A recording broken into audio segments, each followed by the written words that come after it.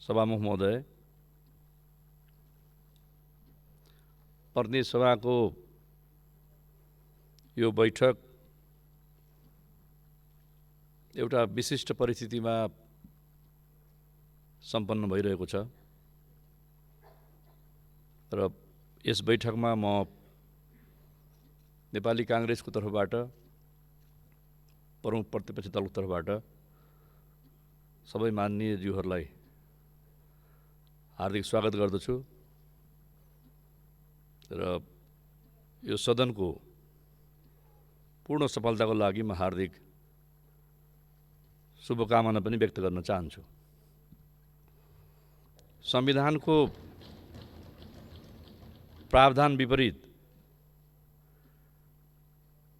KB ओलीजीको नेतृत्वमा रहेको communist सरकारले प्रतिनिधि सभाको विघटन गरेको थियो र सरकारको प्रतिनिधि सभा विघटनको यो निर्णयलाई नेपाली कांग्रेसले असंवैधानिक, अलोकतान्त्रिक, सर्वसत्तावाद र निरङ्कुशता प्रेरित कदम भनेको थियो। सम्मान्य सभामुखज्यू, सरकारको यो असंवैधानिक निर्णयको खिलाफमा नेपाली कांग्रेसले देशभरि नै सबै जिल्लाहरूमा, सबै गाउँ र नगर तथा वडाहरूमा समेत पनि विरोध कार्यक्रमको आयोजना गरेको थियो। सरकारको अधिनायकवादको खिलाफमा, सर्वसत्तावाद र निरङ्कुशताको खिलाफमा, संविधान विरुद्धको सरकारको कदमको खिलाफमा, संविधानको रक्षाको लागि। त्यसरी नै देशका विभिन्न भूभागमा जागरुक नागरिक समाजले, विभिन्न राजनीतिक पार्टीले, देशका युवा तथा तरुणहरूले सरकारको यो असंवैधानिक कदमको, सरकारको यो अधिनायकवाद तर्फको यात्रालाई रोक्नका लागि विरोधहरू गर्नुभएको थियो र संविधानको प्रावधान अनुसार कार्यपालिका, न्यायपालिका र व्यवस्थापिका शक्ति पृथ्वीकरणको सिद्धान्त अन्तर्गत व्यवस्थापन गरिएको छ र न्यायपालिकालाई स्वतन्त्र निष्पक्ष न्यायपालिकाको रूपमा संविधानले एउटा विशिष्ट स्थान दिएको छ र सर्वोच्च अदालतको संवैधानिक इजलासले सरकारको यो असंवैधानिक कदमलाई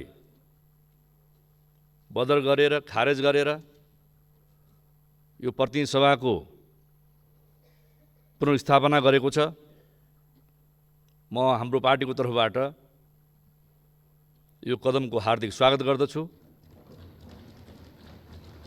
र सरकारको असंवैधानिक कदमको खिलाफमा आवाज उठाउने देशभरिका आम नागरिक, राजनीतिक दल, नागरिक समाज, दाजुभाइ दिदीबहिनीहरू र सम्पूर्ण युवा प्रेस जगतलाई हार्दिक धन्यवाद दिन्छु। संविधानको रक्षाका लागि एकजुट भएर आवाज बुलन्द गरेकोमा, आवाज प्रतिध्वनित गरेकोमा र यसको उत्तरदायित्व सरकारले लिने कि नलिने, यति ठुलो असंवैधानिक कदम चालिसकेपछि सर्वोच्च अदालतले सरकारको कदमलाई, प्रधानमन्त्रीको कदमलाई असंवैधानिक भनेपछि प्रधानमन्त्रीले यसको नैतिक उत्तरदायित्व लिनुपर्छ कि पर्दैन? यसको जवाफ दिनुपर्छ कि पर्दैन? त्यसका लागि प्रधानमन्त्रीजीले मार्ग प्रशस्त गर्नुपर्छ कि पर्दैन? यतापट्टि यो सदन गम्भीर बनोस् र सम्माननीय सभामुख महोदय मार्फत म सम्माननीय प्रधानमन्त्री लगायत सरकारका सदस्यहरूको पनि ध्यान आकर्षण गर्न चाहन्छु। यो असंवैधानिक कदम भनेर न्यायपालिकाले निर्णय गरिसकेपछि, सरकारको निर्णयलाई खारेज गरिसकेपछि विधिको शासन मान्छौँ, संविधानको रक्षा गर्छौँ, संविधानवादको पालना गर्छौँ, संविधान मान्छौँ भन्ने सरकारले त्यो गल्तीको महसुस गरेर नैतिक उत्तरदायित्व लिनुपर्छ कि पर्दैन, त्यो पनि माग गर्न चाहन्छु। यो सरकार बनेपछि सुरुदेखि नै संविधानमाथि प्रहार गरिरहेको थियो। सरकार संविधानको जगमै बनेको हुन्छ, संविधानको जगमै उभिएको हुन्छ। तर हाम्रो संवैधानिक प्रावधान अनुसार सङ्घीय लोकतान्त्रिक गणतन्त्र, बहुलवादमा आधारित बहुदलीय लोकतान्त्रिक संसदीय व्यवस्थाको जुन हाम्रो व्यवस्थापन गरिएको छ र संसदबाटै सरकारको निर्माण हुन्छ। संसदको भूमिकालाई गतिशील गराउने, संसदलाई उत्तरदायी गराउने, संसदको सम्मान बढाउने काम गर्ने सरकारको पनि दायित्व हो। त्यस्तै संविधानको रक्षा गर्नु र पालना गर्नु सरकारको पहिलो कर्तव्य हो, पहिलो दायित्व हो। तर यो सरकार बनेदेखि निरन्तर संविधानमाथि प्रहार गरिरहेको छ। संविधानले नेपाली नागरिकलाई मौलिक अधिकार प्रदान गरेको छ। त्यसमध्येमा सबभन्दा महत्त्वपूर्ण मौलिक अधिकार विचार र अभिव्यक्तिको स्वतन्त्रता हो। सरकार बनेकै दिनबाट विचार र अभिव्यक्तिको स्वतन्त्रतामाथि यसले गम्भीर प्रहार गरेको छ। मैत्री घर मण्डला लगायत, पुरानो रत्नपार्क लगायत कतिपय सार्वजनिक ठाउँहरूमा त्यहाँ भेला हुन नपाइने, त्यहाँ जम्मा हुन नपाइने, त्यहाँ बोल्न नपाइने, यस्ता खालका निर्णय पनि सरकारले गर्यो। सरकारको यस्तो खालको निर्णय, विचार र अभिव्यक्ति स्वतन्त्रताको विरुद्धको निर्णयमा जनताले मुद्दा हाल्नु पर्यो र फेरि अदालतले भनिदियो त्यहाँ जानु पाइन्छ, बोल्नु पाइन्छ, भेला गर्न पाइन्छ। भनेपछि सरकारले अग्रगमन गरेको छ कि प्रतिगमन गरेको छ? एकपटक सरकारका सम्माननीय प्रधानमन्त्री र माननीय मन्त्रीजीहरूले छातीमा हात राखेर संविधानको किताबमाथि चाहिने हात राखेर तपाईँहरू आफैले सोध्नुहोस्, के संविधान जुन स्पिडमा हामीले बनाएका थियौँ त्यही स्पिडमा तपाईँहरूले पालना गर्दै हुनुहुन्छ? जसरी चाहिने मिडिया विधेयक लिएर आइयो, मिडियाको मुख थुन्नका लागि सूचना र प्रविधि विधेयक ल्याइयो, त्यस्तै गुठी विधेयक, नेपालको धेरै पुरानो परम्परा र संस्कृति, गुठी संस्कृति, गुठी परम्परामा कतिपय गुठियारहरूको जन्म गुठीमा हुन्छ, उनीहरूको संस्कार गुठीमा बित्छ र मृत्यु संस्कारसम्म पनि त्यही गुठीमा हुन्छ। जन्मदेखि मृत्युसम्म व्यवस्थापन गरिएको गुठीलाई गुठी विधेयकको नाममा खारेज गर्ने कोसिस किन गरियो? हामीले यही सदनमा विरोध गर्यौँ, तमाम जनप्रतिनिधि मान्यजीहरूले विरोध गर्नुभयो, आम नेपालका नागरिकहरू सचेत वर्गले माइती घरमा बडो भद्रपूर्ण रूपमा चाहिँ विरोध गर्नु पर्यो। त्यहाँले सरकारले चाहे संस्कृतिको परम्पराको माखोल उडाउने क्रममा होस्, चाहे विचार र अभिव्यक्ति स्वतन्त्रतालाई बन्देज गर्ने क्रममा होस्, त्यस्तै मानवाधिकार विधेयक, राष्ट्रिय सुरक्षा परिषदको विधेयक, नेपाल विशेष सेवासँग सम्बन्धित विधेयक, जहाँ कुनै पनि नागरिकको गोपनीयतालाई चाहिँ तपाईँलाई हरण गर्न सकिने, कसैको पनि टेप या कम्प्युटर या उसका चाहिँ ल्यापटपहरूदेखि लिएर सबै कुराको चाहिँ सरकारले पूर्ण रूपमा बन्देज अनुगमन गर्न सक्ने, यो निरङ्कुश तानाशाही भएको देशमा मात्रै हुन्छ। जहाँ प्रजातन्त्र छ, जहाँ लोकतन्त्र छ, जहाँ विधिको शासन छ, उत्तरदायी सरकार छ, त्यहाँ यस्तो खालको नागरिकको गोपनीयतालाई समाप्त गर्ने सरकारले यस्ता खालका विधेयकहरू ल्याउन पाउँदैन। र हाम्रो संविधानमा पनि विचार र अभिव्यक्तिको स्वतन्त्रता जस्तै नागरिकको, जनताको गोपनीयता सम्बन्धी पनि अधिकार छ। त्यहाँले यो सरकारले यस्तो खालको ल्यायो।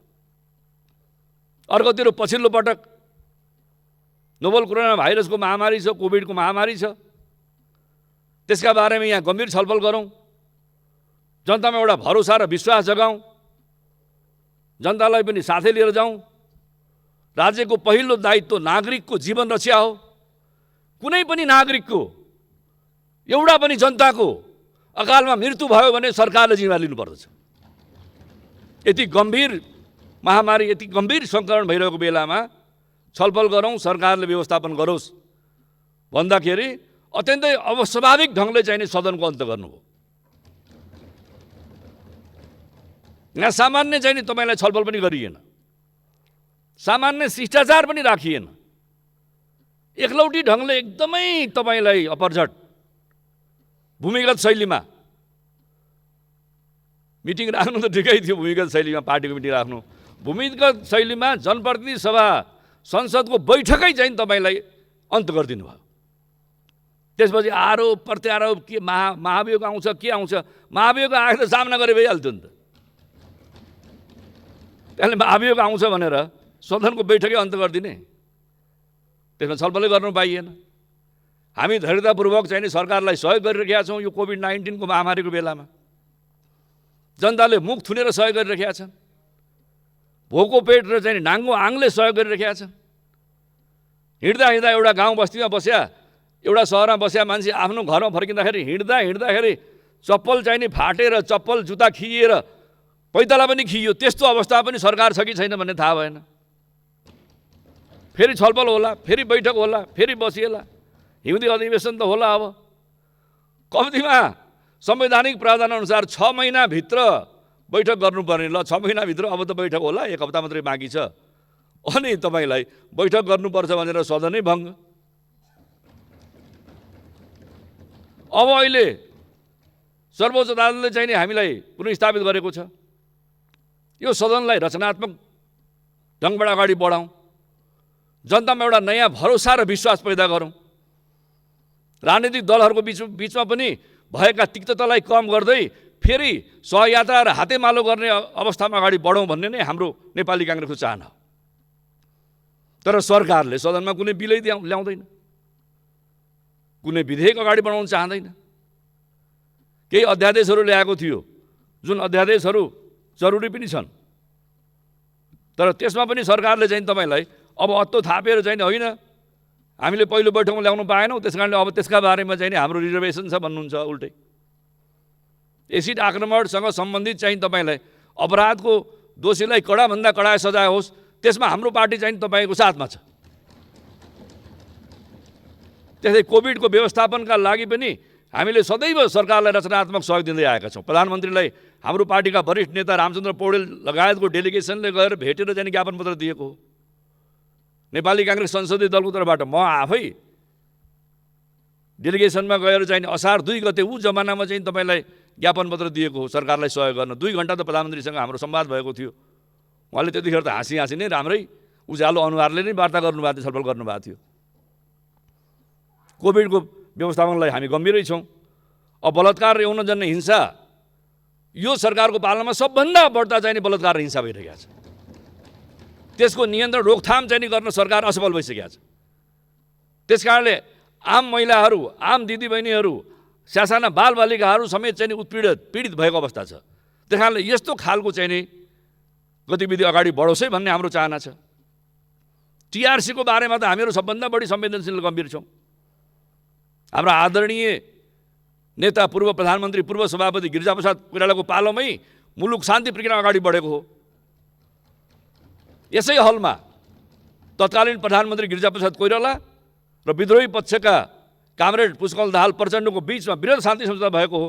त्यो शान्ति सम्झौता र शान्ति प्रक्रियामा हामी पूर्ण प्रतिबद्ध छौँ।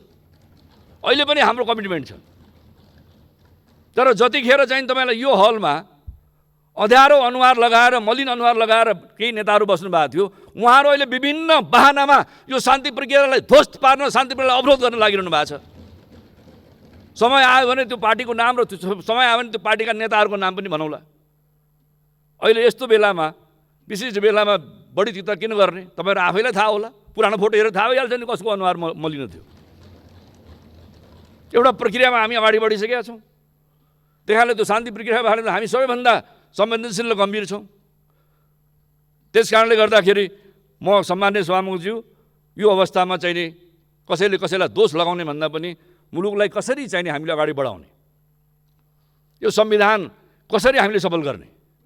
संविधानमा धेरै राम्रा कुराहरू पनि छन्, केही कमी कमजोरी होला, मधेसको मुद्दालाई सम्बोधन गर्नुपर्ने होला, नेपाली काङ्ग्रेसले त सदैव यो संविधानमा भएका कमी कमजोरी हटाउन र यो संविधान सबैको स्वामित्वमा स्थापित गर्नको लागि संविधान संशोधन गरौँ भनेकै छौँ नि हामीले।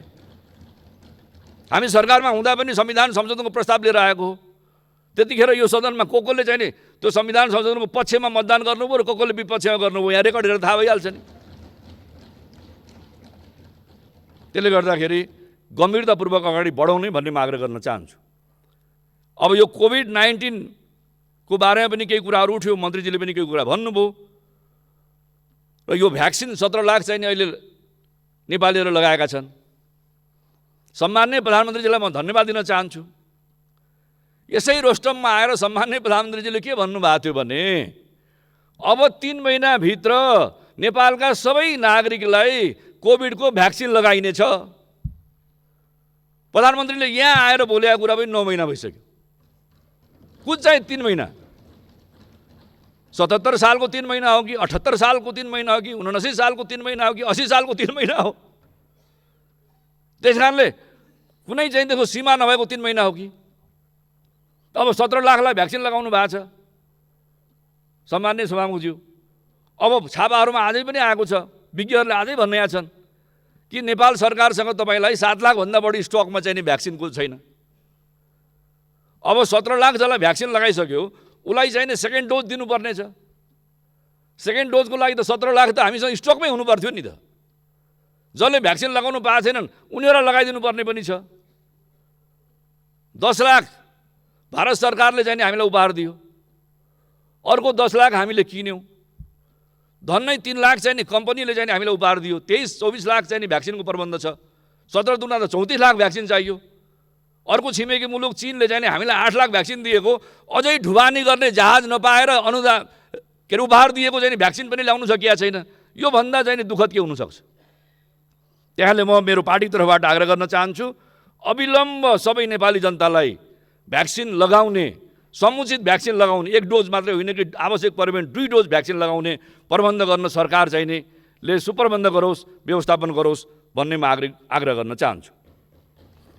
तर सरकारको हालत कस्तो छ भने अब खुसी लाग्यो मेलम्चीको पाहुनी आउनु भयो, सरकारलाई धन्यवाद। त यो मेलम्चीको सपना त सन्त नेता कृष्णप्रसाद भट्टराईले देख्नु भयो नि। त्यो मेलम्चीको पानी आउने भयो, जनतालाई काकाकुलबाट चाहिँ राम्रो अवस्था लाने भइयो, सबैलाई धन्यवाद। तर कृष्णप्रसाद भट्टराईको नाम एक पटक लिन पनि तपाईँलाई कन्जुसाई।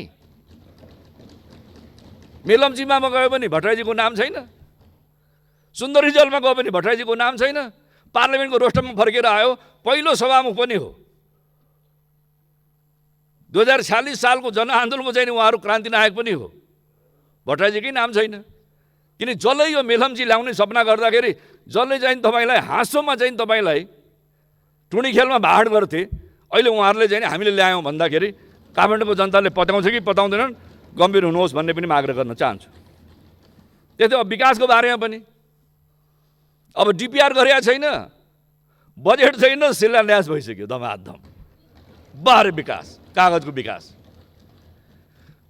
2 वर्षदेखि मोटर चलिरहेको छ, गाडी कुदिरहेको छ, कालो पत्रेको अहिले उद्घाटन।